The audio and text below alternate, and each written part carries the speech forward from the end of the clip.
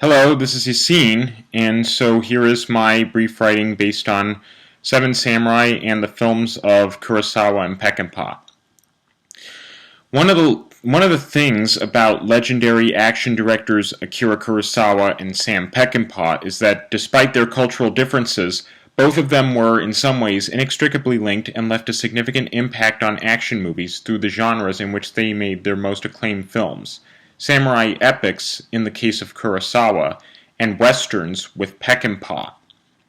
The two men even held enormous respect for each other, to the point that Peckinpah later traveled to Japan to attend the premiere of Kagemusha through a personal invitation from Kurosawa himself.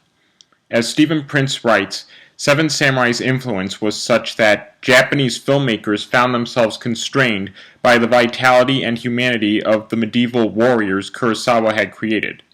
Meanwhile, the key to Peckinpah's westerns was that they depicted the Old West in ways that were previously unexplored, in terms of their violence and how much a cathartic point was reached where viewers might purge socially destructive impulses in the safe realm of art to the benefit of society as a whole. Both filmmakers also took great inspiration from the epochal wars of World War II and Vietnam that had devastated the citizens of their respective homelands. The destruction of numerous towns and especially long-standing abodes was something heavily reflected in the settings of the downtrodden villages in Japan or the West where their stories would take place. And this was further fueled by the political unrest of such events as the Kennedy and Martin Luther King assassinations, as well as the civil rights and anti-establishment youth movements.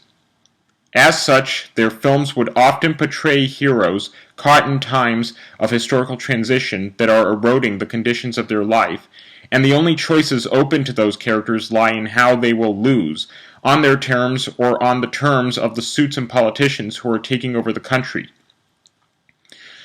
At the beginning of Seven Samurai, the bandits are preparing to execute their attack on a mountainous village just after the recent harvest.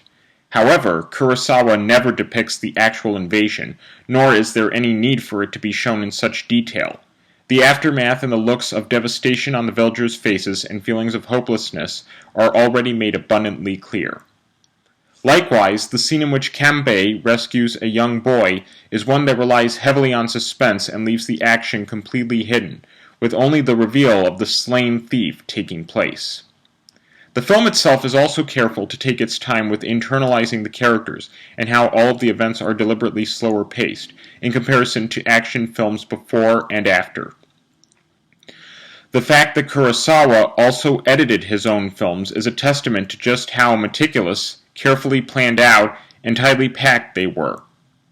On the other hand, the warfare depicted in The Wild Bunch is brutal and unflinching, with the violence being showcased to such a degree that it exploded the boundaries of the Western, making it difficult for subsequent filmmakers to work in the genre because of the enormity of Peckinpah's accomplishment. Another element Peckinpah and Kurosawa shared in common was how their violent imagery was embedded in a coherent moral and philosophical framework that gives it meaning and that makes of it a commentary on this world. How all of this relates to action supplanting narrative logic in modern action movies is that oftentimes the visual display and heavy emphasis on large budgets often sacrifice the moral and psychological implications prominent in either The Wild Bunch, Seven Samurai, or even The Magnificent Seven.